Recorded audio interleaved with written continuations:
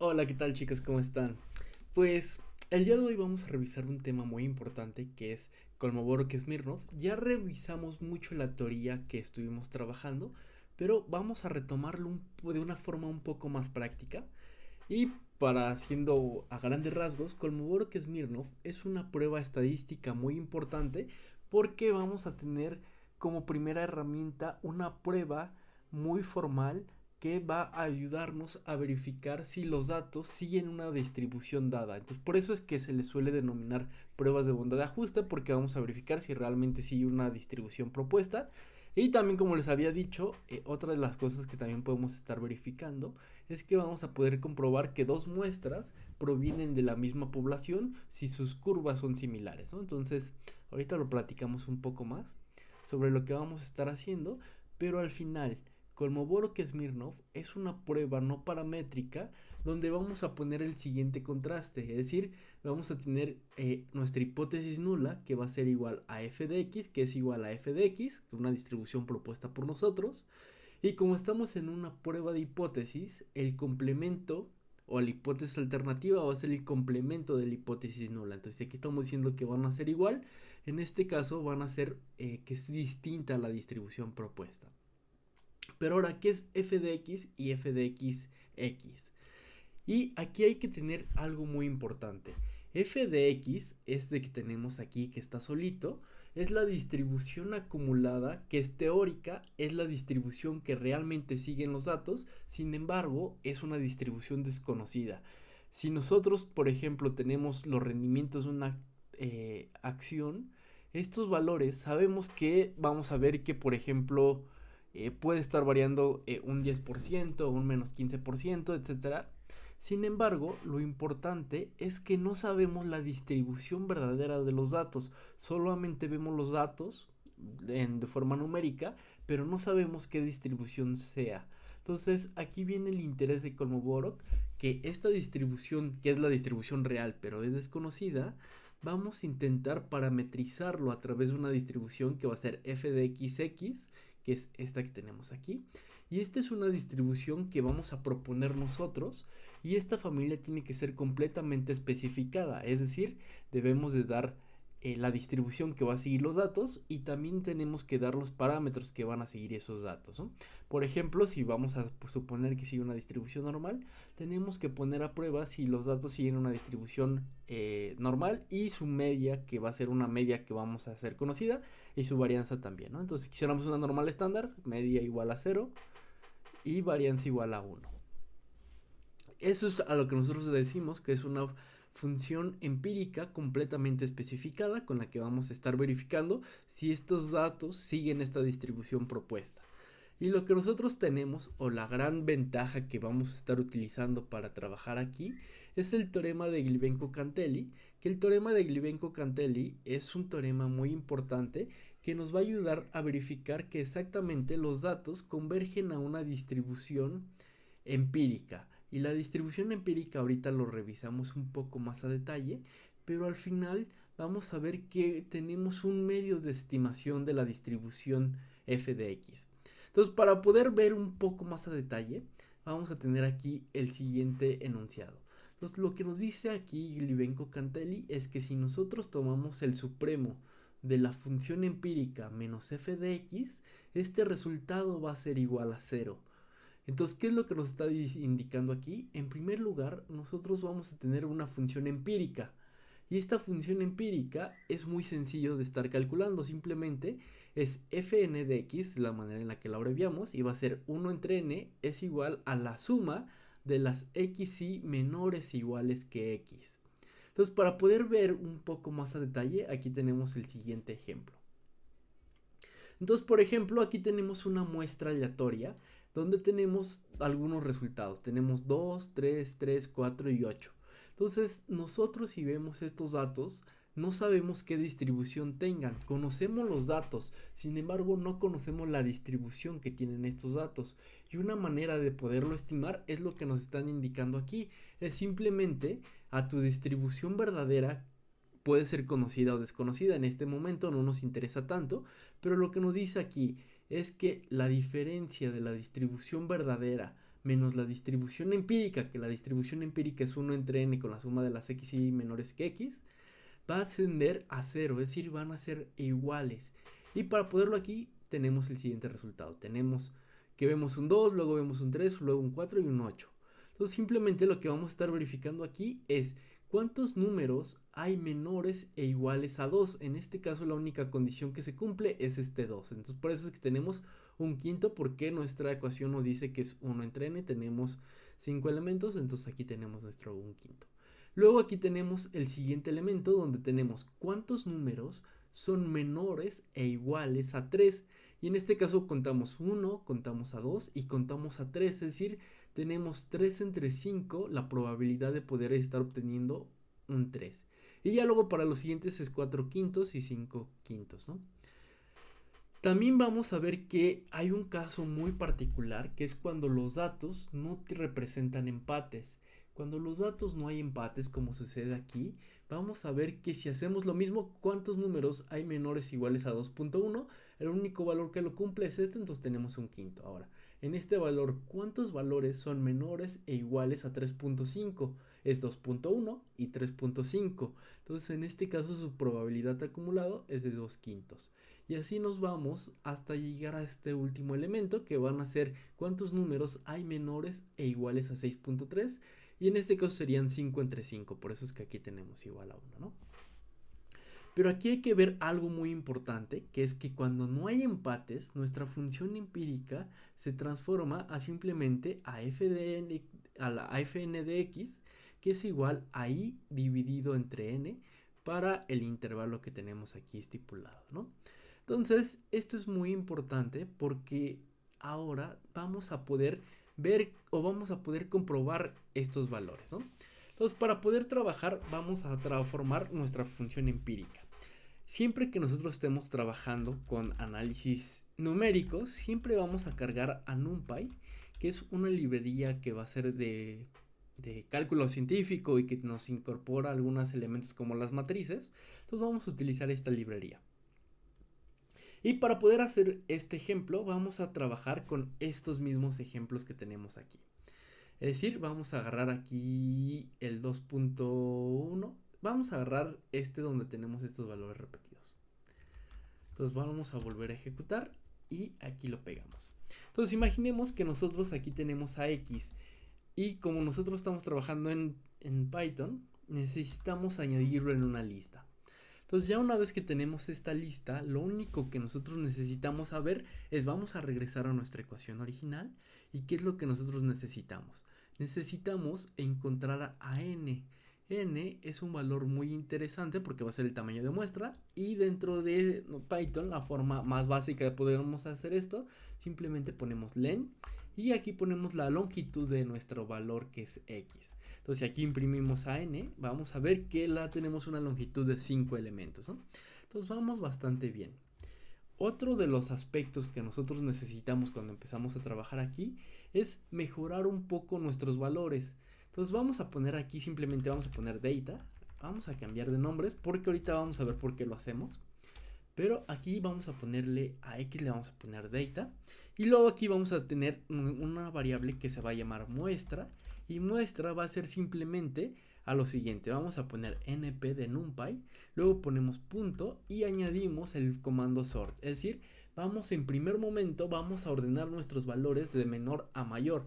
En este caso no es necesario porque de forma natural o de forma dada ya los datos están ordenados de menor a mayor. Sin embargo, vamos a ver que si nosotros cambiamos aquí, puede romper directamente nuestro código que vayamos a estar haciendo. Entonces por eso es que siempre necesitamos tener un poco de control y vamos a ordenar nuestro data. Es decir, nuestra información lo vamos a ordenar de menor a mayor. Y luego aquí vamos a imprimirlo. Simplemente ponemos print muestra. Y aquí lo visualizamos, ¿no? Entonces simplemente ordenamos los datos. No es representativo porque en este caso los datos ya venían ordenados, ¿no? Pero esto es muy importante porque este es nuestro primer paso. Y ahora vamos a formar aquí una función que se va a llamar empirical. Empirical values. Y aquí vamos a poner los valores empíricos.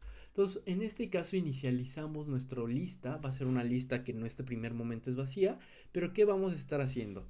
Simplemente vamos a ir iterando, entonces aquí ponemos un for y luego le vamos a poner que vamos a ir iterando por cada elemento X de nuestra muestra, vamos a ir iterando. ¿Y qué es lo que vamos a estar haciendo? Simplemente vamos aquí a contar, como nos dice nuestra fórmula o nos dice nuestra función empírica, estamos interesados en encontrar las xy menores o iguales que x. Entonces en este caso lo que vamos a estar haciendo es contar los valores menores o iguales a x, que x es el valor que vamos a ir iterando. Entonces en este caso simplemente vamos a poner aquí un count y luego aquí vamos a poner lo siguiente. Vamos a poner lo siguiente y ahorita lo visualizamos. Simplemente vamos a poner aquí que de nuestra muestra nos muestre los valores que son menores e iguales a x. Y luego para obtenerlo aquí vamos a poner aquí un print x para ver el valor en el que estamos iterando. Y aquí vamos a ponerle valores. No, mejor vamos a poner valores. O vamos a poner una f-string y ponemos aquí valores.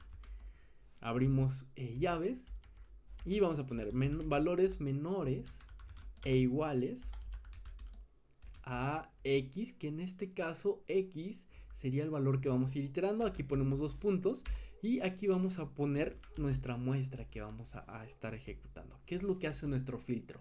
Entonces pues cerramos aquí y ejecutamos. Entonces en este caso, si ustedes visualizan, nos vamos a estar preguntando ¿qué valores son menores e iguales que 2? Entonces en este caso nos va a estar regresando este valor que es un valor true. En todos los demás son valores que son mayores, es decir, nuestro primer valor es el 2 y nos preguntamos ¿cuántos valores son menores e iguales que 2? Y solamente los valores que ustedes ven en un true son los que cumplen esa condición. Entonces vamos a ver que aquí este último tenemos todos true porque en este caso todos los valores son menores e iguales que 8, es decir, estamos con todo este subconjunto de datos. Bien, entonces esto es lo que nosotros estamos buscando y lo que nosotros queremos. Entonces ahora, una vez que tenemos todo esto, vamos a estar interesados en sumar estos valores. Es decir, vamos aquí a hacer lo siguiente. Vamos aquí a poner nuestra función empírica. Déjenme copiar acá. Entonces ponemos aquí empirical values y luego le vamos a añadir aquí el comando de append para poder ir añadiendo a nuestra lista vacía la función empírica. Y si se acuerdan, es el número de valores que son menores e iguales divididos entre n. Entonces en este caso dividimos entre n, ejecutamos y bueno, aquí ponemos un print y aquí vamos a poner empirical values. Vamos a ver cuáles son estos valores que acabamos de formar. Entonces ejecutamos, guardamos y ya vemos los siguientes, ¿no? Entonces aquí por ejemplo vemos, me hace falta la suma, claramente. Entonces perdónenme, aquí nos hace falta sumar los valores, porque si no los sumamos simplemente vamos a estar mostrando los elementos, ¿no? Entonces a nosotros nos interesa sumar el número de xy menores o iguales que la x, ¿no? Es decir, si se acuerdan, cada vez que tenemos un true y sumamos, ¿no? Para Python, este va a representar un 1. Entonces, en este caso, cada true va a representar un 1. Entonces, cuando lo sumamos, nos va a estar dando los valores que estamos buscando. Entonces, en este caso, volvemos a ejecutar. Y aquí ya tenemos nuestra función empírica. 2.0, 0.2, 0.6, 0.6, 0.8 y 1. Entonces, estos son los valores de nuestra función empírica que nosotros estamos buscando y con el que vamos a estar trabajando y analizando más adelante. Entonces, ya tenemos esto es importante, pero vamos a ver que esto es correcto. Sin embargo, necesitamos mejorar un poco más nuestras funciones. O necesitamos meter esto en una función. Y aquí simplemente vamos a poner que vamos a crear una función que siempre que queremos hacer una función, llevamos aquí a def, que es que vamos a crear una definición. Y esta definición va a ser, o le vamos a dar el nombre de empirical. Simplemente vamos a ponerle empirical. Y aquí le vamos a poner que nuestro primer parámetro va a ser un data. Entonces en este caso todo esto, como estamos dentro de una función, seleccionamos, presionamos el comando de tab que se encuentra arriba de las mayúsculas y en este caso ya tenemos definido una función en toda esta parte. Y vamos a ver lo siguiente. Tener este tipo de funciones es muy práctico porque ahora si volvemos aquí a ejecutar, vamos a poner aquí nuestro data. Aquí ponemos data y luego simplemente llamamos, o vamos a ponerle x para que no nos confundamos, o vamos a ponerle x o muestra 1 y ahorita creamos nuestra muestra 2, pero en este caso vamos a poner un print y vamos a poner aquí nuestra función empírica. Entonces nosotros ejecutamos y, perdónenme, no era esta función empírica.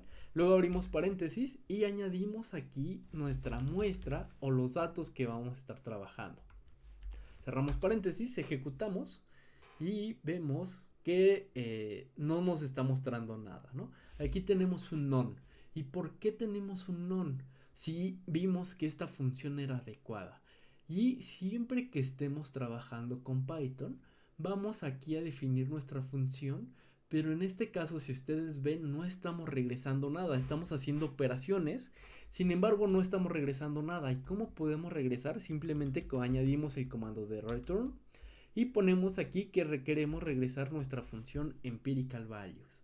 Entonces volvemos a ejecutar y aquí ya vemos nuestro valor que nos va a estar regresando nuestra función y aquí tenemos nuestra función empírica y vamos a ver que esto es bastante bueno y esto es muy similar a lo que nosotros queremos porque ahora, por ejemplo, si volvemos a tomar los valores que no tenemos repetidos, copiamos aquí, ejecutamos, volvemos a pegar aquí abajo y con simplemente crear muestra 2 y dar o pasar estos nuevos valores, vemos aquí nuestra función empírica también dada, ¿no? Entonces, esta función empírica que ustedes ven corresponde a este donde tenemos un empate y cuando no tenemos un empate, tenemos estos resultados de aquí abajo, ¿no? Entonces, esto es la importancia de utilizar funciones porque ya ahora simplemente podemos estar cambiando aquí los valores y vamos generando nuestras funciones empíricas sin la necesidad de estar ejecutando todos los valores que necesitamos, ¿no? Bien, entonces vamos bastante bien. Ahora vamos a hacer una comprobación. Ya construimos nuestra función empírica. Ahora vamos a hacer una comparación o una comparativa. O vamos a poner aquí una demostración visual de Glibenko-Cantelli. Entonces, si se acuerdan, Glibenko-Cantelli nos dice Cantelli. Entonces, lo que nos dice Glibenko-Cantelli es, si conoces la distribución de tus datos y puedes consultarla o puedes crear la función empírica, entonces, cuando tienes una n lo suficientemente grande, este resultado se va a hacer, o esta diferencia va a ser igual a 0. Es decir, fn va a ser igual a f de x. Y para poderlo visualizar vamos a trabajar aquí. Entonces, para poder hacer este tipo de gráficas, nosotros vamos a cargar una librería que se llama import Plotly. Y dentro de Plotly vamos a utilizar una parte que se llama GraphObjects, que nos va a permitir graficar objetos y vamos a ver qué es un objeto. Entonces simplemente aquí le vamos a dar un nombre que va a ser Go. Y ahora vamos a trabajar aquí. Vamos a simular, vamos aquí a poner simulación. Y aquí vamos a poner cuántos elementos vamos a estar simulando. Como es nuestra primera iteración, vamos a simular 10 valores que vamos a estar creando, ¿no? Bien, entonces ya una vez que definimos nuestro tamaño de muestra, vamos aquí a simular valores aleatorios. Entonces vamos a simular valores aleatorios. Entonces vamos a crear nuestro variable x y vamos a generar una muestra aleatoria. ¿Y cómo generamos una muestra aleatoria? De una manera muy sencilla. Nosotros tenemos una librería que nos va a ayudar mucho que se llama SciPy. SciPy es una de las librerías más importantes o más importantes dentro de Python, porque muchas de las librerías top que tiene Python se basan principalmente en esta librería. Por ejemplo, aquí nos dice que StatModels está trabajando con SciPy, Pandas está trabajando con SciPy, sklearn está trabajando con SciPy, entonces es muy importante esta librería. Y es muy importante porque si ustedes ven aquí, pueden ver que tienen aquí distintas distribuciones. Tienen distribuciones que pueden ser continuas o pueden ser variables que son discretas, pero aquí, por ejemplo, de las continuas, ustedes pueden simular, por ejemplo, una distribución alfa, pueden estar generando una distribución Cauchy, una G cuadrada, una Weibull, una Erlang, una exponencial.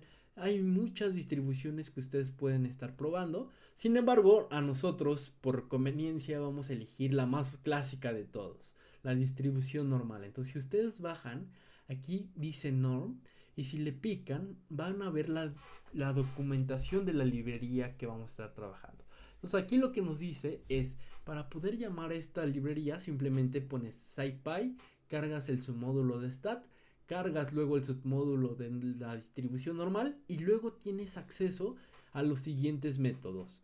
RVS va a servir para generar valores aleatorios. Tenemos aquí el PDF que nos va a ayudar a trabajar con las probabilidades de densidad. Luego tenemos la probabilidad con logaritmo y otro de los valores que vamos a estar ocupando mucho es la probabilidad acumulada. Ahorita lo analizamos un poco más a detalle, pero vamos a ver que tenemos múltiples valores para empezar a trabajar. Como a nosotros nos interesa estar obteniendo o estar generando una variable aleatoria o una muestra aleatoria, tenemos que usar este comando porque nos dice que genera random variables aleatorias. Entonces simplemente volvemos aquí a nuestra página que estamos aquí trabajando y hacemos lo siguiente. Cargamos nuestra librería scipy.stat y luego hacemos lo siguiente. Ponemos stat.mat, porque era nuestra distribución normal, y luego nos decía que usáramos RVS con log igual a 0, scale igual a 1 y size igual a 1, ¿no? Entonces, en este caso, ¿qué es lo que significa? Log significa nuestra media, scale va a significar nuestra desviación estándar y size significa el tamaño de muestra. Entonces, ¿qué tamaño de muestra estamos necesitando? En este caso vamos a utilizar a n. Y aquí vamos a añadir dos parámetros. Aquí vamos a poner media teórica. Vamos a poner que la media teórica sea igual a 1. Y aquí vamos a poner desviación teórica. Y vamos a poner que la desviación teórica va a ser igual a 4. Entonces, en este caso, nosotros vamos a pasar estos valores. Para que sea un poco más claro, aquí ponemos desviación y nuestra media. Entonces, en este caso, si ustedes ejecutan aquí un print de x, ustedes van a ver que con este comando empieza a generar o a simular valores aleatorios. ¿Cuántos valores aleatorios? 10 valores aleatorios. Si ponemos aquí 100, vamos a ver que nos va a estar generando 100 valores aleatorios. O inclusive aquí podemos cambiar nuestra media. Si quisiéramos una desviación estándar, la de toda la vida, simplemente ponemos media igual a 0, varianza igual a 1. Y vamos a ver que la mayoría de estos valores van a estar circulando alrededor de la media, que es igual a 0, ¿no? Entonces vamos a dejarlo así, que es nuestra media o nuestra distribución. Y en este caso vamos a poner aquí un comentario, que en este caso se generó o generación de la muestra aleatoria. Entonces lo que estamos viendo aquí es AX y cada uno de estos valores va a corresponder a XY. Entonces este sería el primer X1, este sería X2, cada elemento de nuestra muestra que vamos a estar trabajando, ¿no? Bien, entonces ya tenemos este valor. Ahora, ¿qué nosotros necesitamos? Volvemos aquí arriba y para Clivenco-Cantelli necesitamos nuestra función empírica menos f de x, que es nuestra distribución dada, ¿no? Entonces en este caso vamos a simular a nuestra f de x. Entonces aquí ponemos nuestra función empírica de x, fn, y aquí vamos a emplear lo que ya construimos. Entonces si se acuerdan tenemos empirical y aquí poníamos empirical de x, ejecutábamos, aquí vamos a visualizar a fn.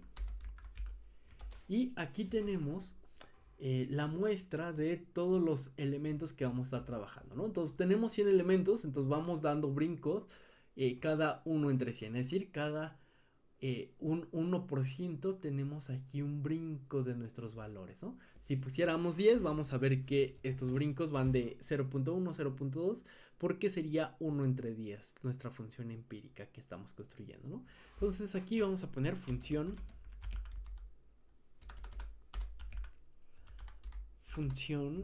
empírica.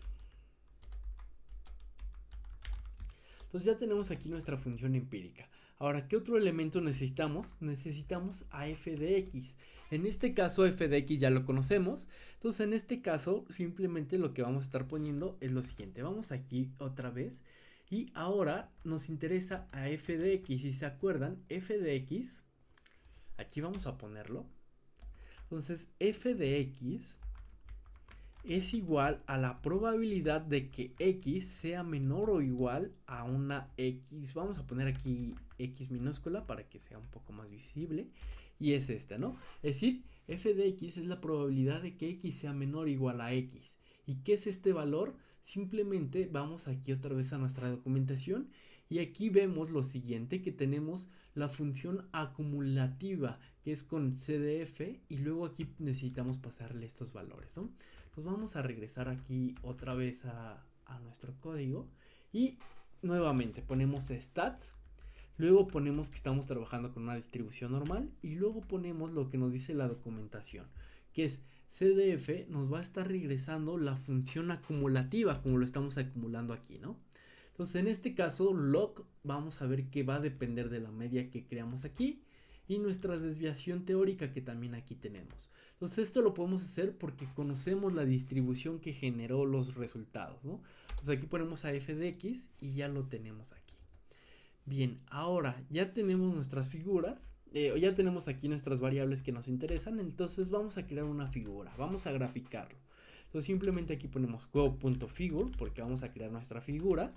Y luego aquí vamos a añadir dos trazos. Vamos a añadir el primer trazo que va a ser fig.addTrace. ¿Y qué vamos a añadir en este trazo? En este trazo vamos a estar graficando una gráfica, por eso ponemos aquí un scatter plot, una gráfica que vamos a estar analizando y qué es lo que vamos a tener. En el eje X vamos a estar graficando los valores que simulamos a través de nuestra muestra aleatoria, es decir, son todos los valores que obtuvimos de nuestra muestra aleatoria. Luego vamos a poner aquí en Y, y en Y vamos a poner los valores que van a tener nuestra distribución asociada. En este caso vamos a trabajar con nuestra función empírica y aquí la tenemos, ¿no? Entonces ya tenemos todos estos valores y ahora vamos a poner aquí un line shape, y vamos a poner aquí un HB. Entonces esta línea nos va a ayudar porque queremos que el formato de nuestra línea no sea una línea continua, sino que sea una línea que vaya dando saltos. Por eso ponemos H de horizontal, B de vertical, y vamos a ver que simplemente tenemos esta escala, ¿no? Y aquí le vamos a poner name, simplemente para identificarlo, y aquí le vamos a poner función empírica. Entonces cerramos paréntesis y luego vamos a mostrarlo. Aquí ponemos un fig show y lo mostramos. Entonces en este caso, si ustedes ejecutan, van a estar viendo cómo tenemos la distribución de nuestros datos que vamos a estar trabajando. De forma normal, esto no es muy bonito porque se nos olvidó algo muy importante, que es ordenar nuestros datos, ¿no? Entonces si nosotros lo dejamos así, es bueno que lo tengamos. Ya vimos lo que pasa si no ordenamos nuestros datos, que nos genera saltos de este estilo. Son adecuados, pero no es lo que buscamos. Entonces vamos a ordenarlo. Entonces simplemente de nuestra generación que acabamos de estar obteniendo aquí, vamos a estar haciendo lo siguiente. Ponemos x es igual a np.sort y vamos a ordenar nuestras x. Entonces ya con esto, ahora sí volvemos a graficar y vemos ahora sí ya la distribución que nosotros estamos platicando. Es una distribución empírica que va dando brincos en determinados momentos. Es decir, de menos 1.5 a 1 va a valer exactamente una probabilidad de 0. Luego cuando dé el siguiente brinco va a valer 0.2 y así sucesivamente cada brinco lo va dando y tenemos aquí sus respectivos valores. Y este eje son las variables de que acabamos de estar generando, ¿no? Entonces ya tenemos aquí nuestra figura y aquí vamos a añadir otro trazo, aquí ponemos add trace y ahora vamos a graficar nuestra distribución verdadera. Entonces aquí volvemos a hacer lo mismo. Entonces aquí vamos a hacer una gráfica, vamos a graficar en el eje de las X, vamos a graficar a X, pero ahora en el eje de la Y vamos a graficar a f de X, que es la distribución verdadera de los datos. Y en este caso le vamos a indicar que queremos que el modo sea una gráfica de líneas, entonces aquí ponemos lines. Y le vamos a dar un nombre, que este nombre va a ser igual a función teórica.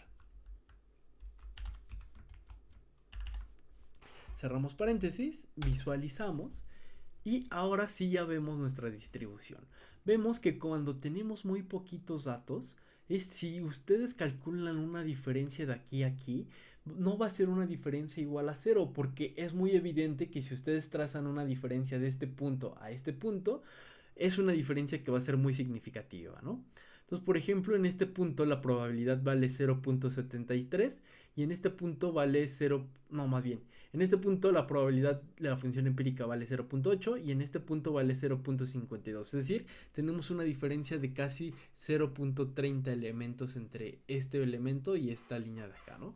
Entonces vamos a ver que cuando tenemos poquitos datos no estamos semejando la distribución que nos está indicando Glibenko-Cantelli, que si ustedes restan la empírica menos la distribución f de x es igual a 0. Pero ¿por qué no funciona? Porque aquí nos está indicando claramente que va a funcionar cuando n tienda a infinito.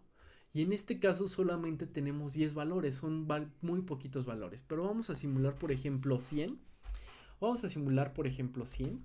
Y con 100 elementos vamos a ver que podemos identificar ciertas diferencias, pero ya son diferencias más pequeñas. Si nosotros hacemos un zoom aquí, vamos a ver que en este caso la probabilidad vale 0.69, la probabilidad teórica real es 0.64, entonces ya no es una diferencia de 0.30, sino ahora ya es una diferencia de 0.07 o 0.03 elementos de diferencia entre uno y otro, ¿no? Entonces vamos a ver que ya estamos muy cercanos uno del otro. Pero no solamente eso, ahora por ejemplo vamos a simular 1000 elementos y con 1000 elementos ahora esta distribución cada vez son más cercanas. Seguimos teniendo diferencias aquí, son muy evidentes, pero ya son muy cercanas entre sí. Y si seguimos aumentando, por ejemplo ahora en vez de 1000 vamos a simular 1.000.000 de elementos. Aquí visualizamos. Y obviamente se tarda más porque ahora hay más elementos que vamos a estar simulando. Entonces aquí una vez que terminemos estos elementos vamos a ver un poquito nuestros valores, ¿no? Y se tarda, claramente sí, tenemos 1.000.000 de valores. Entonces será algo tardado, pero ahorita veamos el resultado.